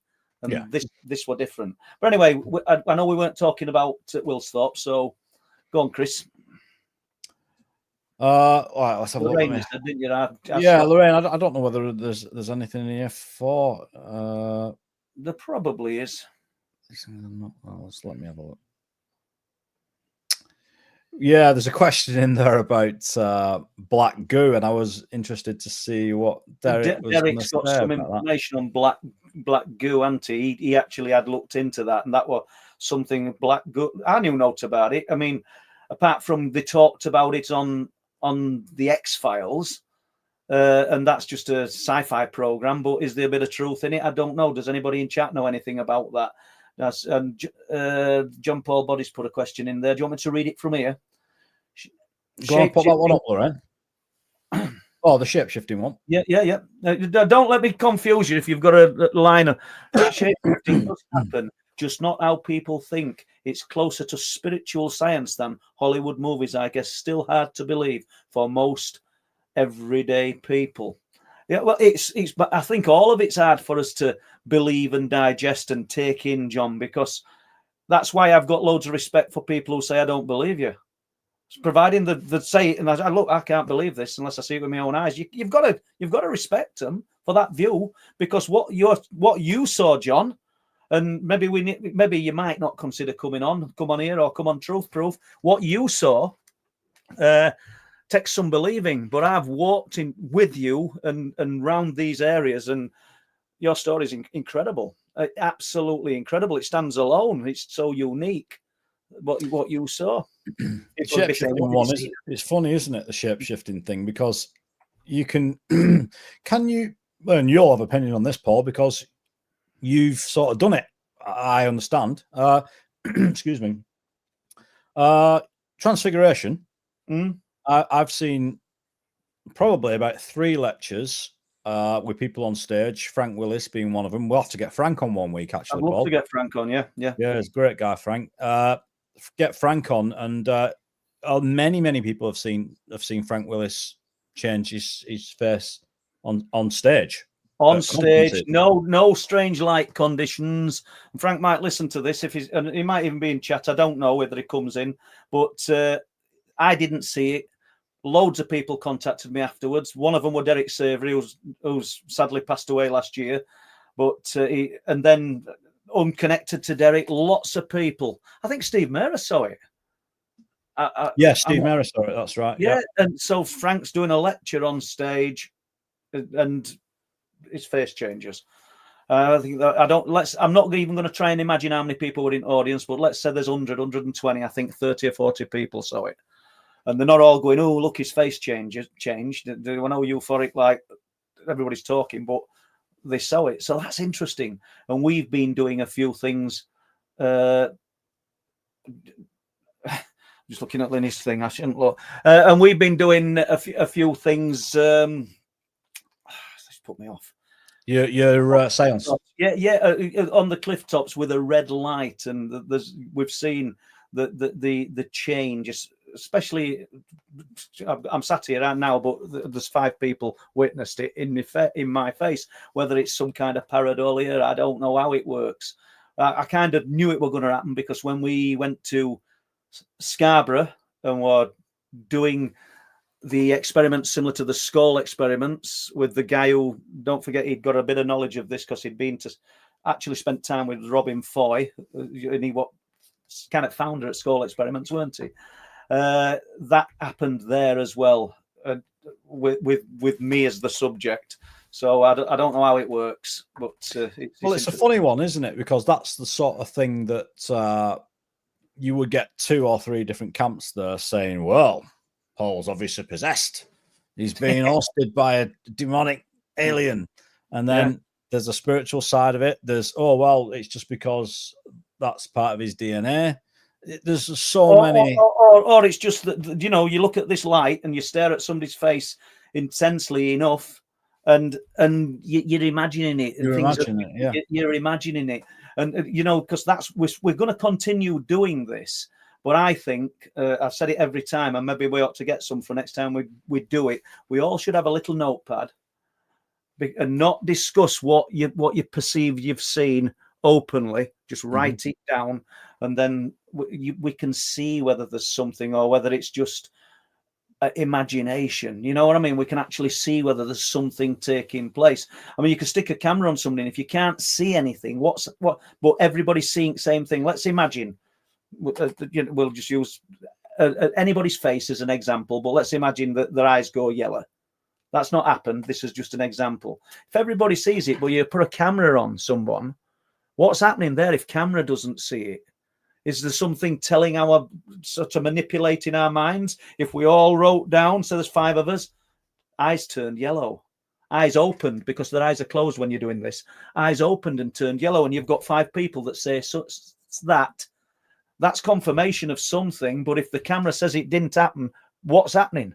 There's some kind of mind manipulation then, in my opinion. No, I don't know. Well, not necessarily. Well, yeah, I mean, that would be one viewpoint. The other viewpoint is that people are perceiving differently, and they're using another sense to perceive something. Or, I mean, God, that's another rabbit hole, isn't it? It is, and it jumps away from ufology, doesn't it? Even though we've said everything's linked, but I mean, like I said, repeating myself, we go up there now, and I don't mean we're not bothered about what we're going to see in sky, but we know the potential of what you can see on land, and this shadow type thing that people are seeing. Yeah, it's crazy, and you wonder if you're feeding it, because, and I don't mean feeding it chicken nuggets. I'm on about feeding it with some kind of energy, and because we're concentrating on thinking, are we going to see this thing? People are seeing it. Last week, you know, this thing was seen, and it quite shook this guy up. And then another experience further up at Speeton. Not that it weren't that type of thing that was seen, but 2 skeptically minded people managed to see something. It's crazy. Well, I wonder what would happen if you double whammy, take a mirror up there. Take a mirror up there and sit and stare in it, and then see what happens. But they do the scrying. Yeah. I don't know. I suppose in years gone by that people think you were practicing witchcraft or practicing some kind of dark art, wouldn't they? So you got to be careful, haven't you? But I don't. Well, yeah, you make a good point there, mate. Yeah, You know what I steady mean? on. Yeah. Hang on, hang fire with that. Yeah. Sober Carper. Let's have a look. The black glue was apparently recovered from the military by the military from ice caves resembling engine oil. Is supposed to be the building block for creating life forms. Never knew that. You probably did, but I didn't. So who knows? Yeah, there was quite a lot of stuff on that. Like you said, the Harold, the German guy, I can't pronounce his surname. It was Derek that mentioned it. It just reminded me that Miles Johnson, who does the Basis Project, had interviewed Harold begins with a K, right? And he'd been researching this black goo. He's absolutely insists that it's legitimate. So, and then of course, it all leads back to the X-Files, doesn't it? And then it becomes a thing of pop culture. Or you're making it up, and that's, you know, according to insiders, that's exactly how they spread disinformation and misinformation, by utilizing it and doing it. It's a bit like you said the other week, Paul, when you were talking about seeing the characters turn into the aliens turn into Disney characters. Yeah, well, yeah. It's absolutely nuts. But you hear so many people. I mean, can people remember the Spielberg series called Taken? Mm-hmm. I think Dakota Fanning were a little girl at the time when she played that abductee, and it depicted generations of families that were taken by the unknown others, by the aliens, and how things progressed throughout the generations. But what were interesting, and it gets back to your cartoon characters, when they took the children, the aliens, it showed you the children walking off with Squirrel Nutkin or walking off with rabbits. We know they weren't, and I should imagine some people have thought, what's all this about? But it's what they were trying to say. This is the mind manipulation. This is what's happening.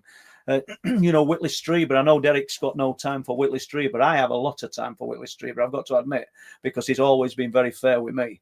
But he said he saw owls, and a lot of people talk about seeing owls. Is it the eyes that we're relating to? I don't know. It's difficult, isn't it? Yeah, I mean, that's like you've spoke to Mike Cleland, haven't you?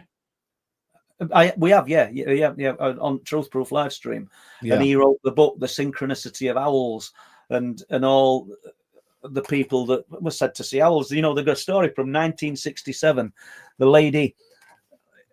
Then there were no fire station in Bridlington, so I'm saying these things, people, and I realize you don't know where we are, but just Google it and do some Google Earth images. And she was walking in a beautiful summer day with her then boyfriend, who's still alive, because she cross-referenced the story afterwards. 1967, and they're walking from Bridlington through Bessingby. Now they've got the Morrison's supermarket and the fire station and everything, but it had just been trees back then. And as they're walking, suddenly they walked into what we would call this lower silence, this strange descent into this disjointed reality, and everything went cold. Everything went cold, and they became very frightened, and they were in this sort of, I don't know, this sort of strange environment for a while, and eventually came out of it. So she told me this story, and then she said that I said, is there any more to it? And this then boyfriend is still alive, and she knows him. She's since probably got married and had children and everything. They're going back to when they were late teens, early 20s. And when she contacted him all those years later, because they'd not spoke about it, and she said, can you remember this situation, this experience we had? He went, yeah. Can't you remember the owl? She went, what? Said the owl, there was a huge white owl circling around us, screeching. She said, I remembered it as soon as he gave me that trigger. And I can remember it. I can remember seeing its eyes and this huge owl circling us. What's all that about? And why had she suppressed that memory all that time? Yeah, and that speaking to that man, 1967 till 2015, that not really spoke about it, and she just wanted his views on it. Because when she emailed me about this strange, what I call the lower silence, this event, this event in her life, I just asked, is this guy still alive? Would he be able to add anything to it? And when she contacted him, yeah, there's another part to the story that she never knew. So owls once again. Yeah. Yep. Ian McFadden's asking, Paul, would you guys take a Ouija board up to the cliffs? I don't think so, Ian. Because whatever I get the feeling, Ian, whatever's up there is not particularly good, because I don't think our mindset goes up there with bad intent. I mean, if you listen to us talking up there, we like a laugh. We're not just stood up there like scientists. And I should imagine if there were people of a scientific nature, they're not just going to stand there like with glasses on staring into space. But where am I going with that? I don't think so, because I just think that you could end up, something would happen, I'm pretty sure, but you'd end up maybe be careful what you wish for kind of situation. And I don't think it would end well. And plus the fact that I don't want us to get the reputation of the blokes that go up there with Ouija boards and do all that kind of stuff, because I don't particularly think that it's good. Anybody that's using them, and I don't mean I'd be interested to know your experiences, because I think for the most part they won't have been good. You might have been kind of drawn into, because the excitement of knowing something's happening and it's not under your control is interesting, and it's given you a little bit of something. But then invariably, it's feeding off your energy, and it grows, and it kind of turns dark. I don't know if anybody's got any positive stories with them boards. I don't hear them. Yeah, that's a good point. Yeah, I may have heard one or two, but yeah, it's not a good idea. It'd certainly get evidence of something. Yeah. Appreciate your question. Good call. I wouldn't. Yeah. Well, that's Ian's just saying that. Yeah. Zeno said the same thing. Said, forget about it. Don't do it. And Lorraine's had some experience with Ouija boards when she was younger, and really, that didn't end well for them either. So that absolutely terrified her and her mate. So yeah, don't do it. We're just giving it a pathway, some kind of. You go with intent, and you know something's going to happen, or the potential for it to happen, and we're just giving it an opening, I think, for it to come through and interact and meddle with us, and it's never a good thing. I know we're going up there to look for unexplained phenomena, but I'm not keen on just opening the door to all things bad.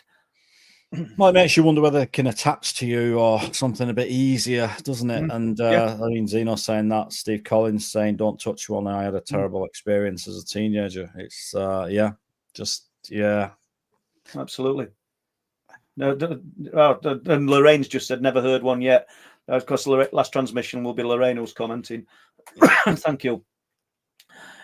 Right, go on then. Is there more questions, Chris? I don't think so.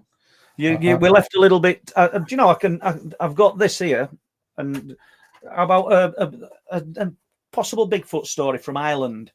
All right. Yeah.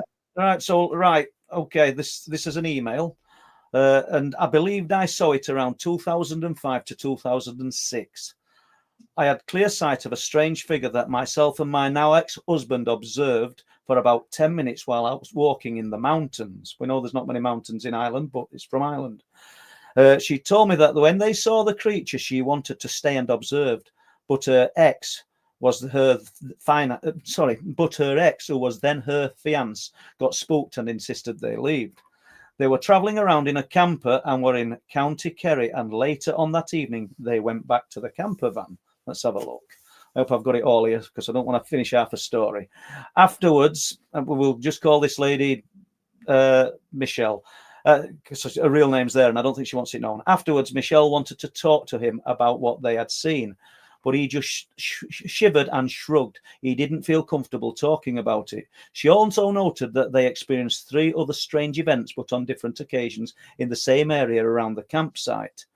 Michelle explained that they loved it because it was really quiet, and very rarely would they see anyone or any other campers staying there.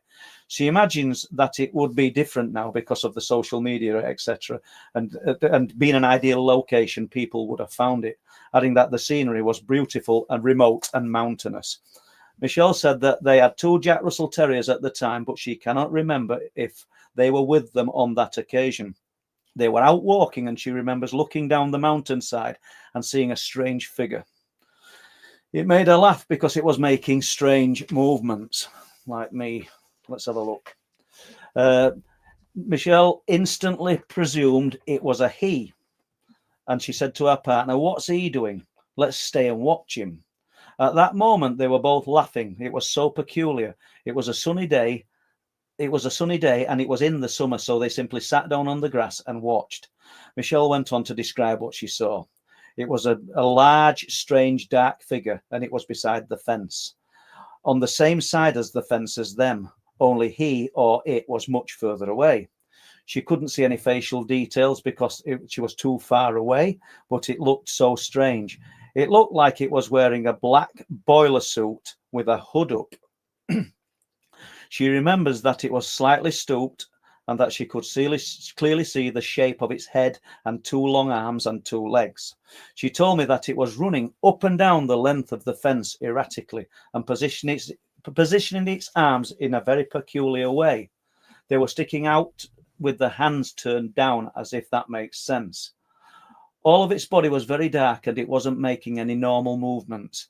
While they were observing this, they were having a conversation which went something like, "What is that? Is that human? It doesn't seem to be like a person. It's not moving like a person." Michelle was trying to put a size comparison on it by using the fence. It was a very, very large person. She estimates that if it was a person of average height stood beside that fence, they would probably come out at chest height. But the fence comparison on this figure was well below its waist. She told me that she had recently been thinking about the height while out for a walk and observed a farmer in a field with some cattle. She said the same day the farmer was near the fence and he looked very small in comparison to the figure. After about 10 minutes of watching the strange behavior, Michelle turned to her partner and said, "It really doesn't seem like a person or a human. Whatever it looks like, it's very strange." Then, just as she was talking, he shivered and said, "Come on, we're going. We have to leave the area." Michelle really did want to stay, but he insisted they should leave. Later that evening, back in the camper, he would not talk about the strange figure, which she brought up in the conversation, and it bothered him so much that he would never talk about it again. She thinks that they saw something like a Bigfoot. I know she said a boiler suit. She didn't say fair or anything, but there's a little bit more to it. But that's in Ireland. These things, well, we're going back to 2005, 2006, I think she said. But these stories just keep coming in all the time of these, I don't know, strange, unusual creatures, if that's what it was. Either that or a tall man. She said when it were running, it was almost as though it couldn't work out how to get over the fence. It was, running up and down. Like you see animals in a zoo, and they're a little bit, they get so frustrated. You see polar bears got a rock in their head. You see animals running up and down sides of their enclosures, don't you? It was just like an animal that wanted to escape but didn't know how, even though it could have just stepped over the fence. Yeah. But that's just a quirky story that I was hoping we might have had a question too, but I don't know if we have we? You see, Derek's thrown us a little bit, but I'm glad we had him on, but we're not prepared anything. Richie Evans was asking earlier, I don't know if he was asking, I was asking the chat, what part of the UK are you all from? I don't know whether Richie's American or... Yeah. Okay. Well, I wonder whether he's questioning whether he can't understand what we're saying, Paul. Yeah, for overseas listeners, can you understand what we're saying? Some people say it's really difficult to understand, the Yorkshire twang. I mean, they want to speak to Pete, who comes up on cliff tops with us. You'll never understand Pete. You know what I mean? And I understand him perfectly well because I'm from Yorkshire myself, but he's got a real heavy Barnsley accent, and we can't please everybody, can we? But no, it's difficult, isn't it? We're from I'm from Lancashire, you're from Yorkshire, but we're England. We're in the middle of England essentially, right in the centre of Britain. So, yeah. And we have, isn't it strange? I mean, you're saying your neck of the woods. We're only, I don't know, I think it's about 15 miles from Liverpool, and the difference in the accent for Liverpudlians. And you've got Salford, which is normally about 4 or 5 miles away from me, and they've got a different accent. Then you've got Wiganers that are the same. It's strange. that was some. We're not talking about accents, but that was something in what Derek were talking about, and I'm keen to stress that I'm great friends with Derek, but that's something I couldn't get my head around. Why? Because I could imagine that people over thousands of years living in pockets and secluded areas would develop differently. Do you know what I mean? And Derek didn't seem to allude to that. And you've only got to get these species of in Papua New Guinea that are just stuck in little pockets of locations that just become an whole new species all on their own. So it's not surprising that people in Australia would look different to people in China. And do you know what I mean? I don't think there's any kind of, my personal opinion, no alien intervention there. I think it's just the way we've evolved due to climate. Well, I think what he's getting at is that there isn't enough time. From our appearance, there isn't enough time for that to happen. If you look at the standard evolution model, and I didn't get that, so that makes sense. Get it. Yeah, that's kind of what he was saying in a roundabout way, I think. No, I think now you've just said it, that kind of pennies dropped to evolution. We wouldn't have managed it, but then again, like with different species of animals, have had the time to do it, haven't they? Unless there's and animals again. We go back to that. It's one of the questions that the old schoolers and just remember, obviously, the whole evolution thing. Darwin didn't believe it himself. It's just a theory. And certainly his mate, who was working with him, Wallace. Well, I can't remember his first name, but Wallace. Gromit, I think. Yeah. Well, we sound like them. But yeah, Wallace didn't believe it at all. He didn't buy into that at all. So, and it's still a theory. Your creationists will just destroy the theory, to be honest, and vice versa. So obviously we've got a few minutes left. So just give us an idea in chat what range of topics you want us to concentrate on, if you or guests, because it's really difficult. For Truth Proof and Last Transmission, it's really difficult. We thought we were talking to Matt Emch today. And for one reason or another, we've not heard from Matt, and I will be pushing it for next week or two, because his story is incredible. But what do you want to talk about? What do you like to hear? Do you think we're talking too much about or theorizing too much? Do you want to hear cases like Roswell? Do you want to still hear about Rendlesham? I think there's mileage in all of these cases if new witnesses and new information can be brought forward. Just because they're historic. You hear me talking over the years about XS894, the lightning that crashed off Flamborough Head, allegedly pursuing a UFO, or a UFO pursuing the lightning. 1970. God, how far back we're going there? It's an ancient case, really. That a lot of the people who talked about it now, such as Tony Dodd, they've passed away. When Tony Dodd started first talking about XS894, but I believe what's the werefrog. We'll get to that in a minute before we close it down, then, because I know what you're talking about. But these cases, like that, I think if people can bring new information to the table, just like 894, military contacted me and said they think they'd seen it under a tarpaulin. They gave me name a satellite base where they'd seen it, where they were working as within the military. And that's a little bit more. And it gives you a little piece of the jigsaw, and hope you can find a bit more. But Lenny said, what's that? Crop circles. Crop circles keeps coming up, Steve.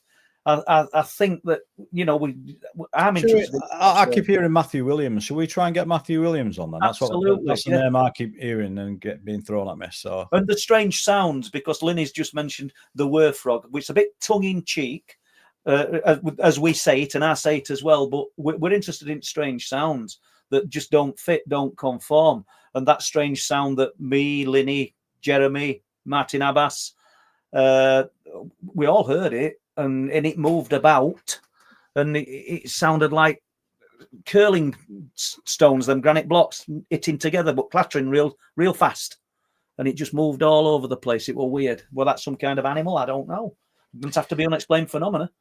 I think we should do a show as well. I mean, and dig deeper into this. But do you, and I mean, we've only got 4 minutes left, but do you, if you had to say yes or no, do you think there is a base under Benton? Yeah, I'd have said no years ago. But when even those cliff tops, you can't think how anything could. There's no door at Speeton Cliffs. I don't mean there's no door below the military base where people have alleged there could be. There could have been a rock fall that's covered it. But what I'm meaning is, at Speeton, I've got loads of reports, and I mean, the guy from Scarborough saw what he said. They came out of the cliff face, these spheres of light, and just hung over the sea. He says, and they were twice as long, and he thought it were one object as the cliffs, which are 420, and they were twice as long. And then they went back into it. And when I talked about it, I says, I'm not saying there's some kind of base beneath the cliffs. And how could you say it without any real knowledge of it? But we're getting reports of things seemingly coming out of the cliff. And if you think that the alien abduction scenario, and allegedly, if I'm telling truth and people are telling truth, these things can come into your home, seemingly dematerializing and coming in, then why ain't that happening there? Is it possible? You know, that there's this. There's a guy who's got a real science-based background, and we met him on cliff tops this year, and he saw the red sphere come out of the cliffs, or seemingly, he said it came from cliff face. Went down at 45 degrees, stayed over the sea, split into two, and he watched it. And I can't remember the time he watched it for, something like 39 minutes or 40 minutes before he walked back. This thing's doing all weird and wonderful things. That young fella who was camping on beach at Speeton, suddenly he looks round and there's this thing like halfway up the cliff that looks like the moon. He didn't see it come out, but, you know, is there some kind of base? All we can say is we can only speculate, can't we? There's certainly something unusual happening above and below the sea there. Well, isn't it strange that if you let's flip that and look at, let's take Dulce or the stuff that News Nation are covering now with the Navajo Rangers, the research they're doing and they're watching these lights come out of the mesas. They say that it's not a military base, that it's an ET base. The ET base, yeah. And there's the brown mountain lights, aren't there? The lights that are seen coming out of the mountains there and around the mountains. You know, it's difficult because it's too much for some people. I mean, look at Derek talking tonight, and I really thank him for coming on. But what Derek has to say is too much for some people. It's too much for me, some of it. But that doesn't mean I'm right or you're right. We've just got to just balance it all up and see where it fits in people's minds. So is there some kind of base? Is there some kind of, I don't know, there's something happening there. And we're at the strange noises we're under the below ground there and things. But I really don't know. I'm not going to say yes, I do, but I'm not going to rule it out. Can't rule anything out. I think we've said this many times, and I agree with you. I think whatever guest you have on, you're gonna, depending on what they're talking about, there's going to be elements of it. Just because we're all so programmed, even me and people that have gone deeper than that rabbit hole, I'm still programmed, whether I like it to think so or not. I still resonate with certain things and theories more than I do with others. Just programming, I suppose. Well, you're driven by we're all driven by his own belief system, aren't we? Even culture and how we're brought up dictates what we think is possible and impossible. You know, there's some cultures that believe everything that we're dealing with is the jinn, and I'm not going to argue with them, but that's what they believe. You know, so I think I'm not going to argue that the fact is that we're just about there, aren't we, time-wise, Chris? Yes, so thanks everybody for watching again tonight. Sorry the guest dropped out there about an hour early, and thank you, Derek, if you're watching this. Thanks for coming on. Well, I'm sure Paul's going to message you anyway and get back in touch with you because he's not spoke to you for a long time, and we appreciate you. Yeah, we appreciate him giving his time to us. Thank you, Lorraine, for moderating tonight, and thanks, Paul.